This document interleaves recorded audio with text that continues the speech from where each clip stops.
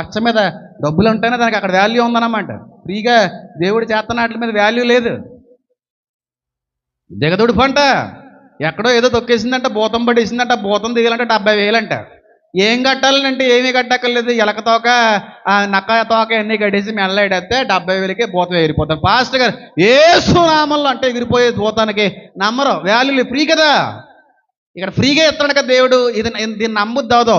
70,000 అయితే డబ్బులు ఎక్కువైనా పర్లేదు, జరుగుతుంది నమ్మకం. నిజమండి, దేవుడు ఉచితంగా ఇస్తున్నాడు కాబట్టి వాల్యూ లేదు. రక్షణకే బాప్తీసానికి ₹1,00,00,000 ఇట్టడం అనుకోండి, అప్పు చేసి మరీ తీసుకుంటాం. నిజంగానే ఫ్రీగా ఇచ్చి దేనికి కూడా విలువ ఉండదండి అమ్మా. నేను గ్రహించాను ఎన్ని రోజుల్లో, నేను గమనించింది, ఫ్రీగా వచ్చేదానికి విలువ ఉండదు, రేటు కట్టిన దానికే వాల్యూ ఉంది.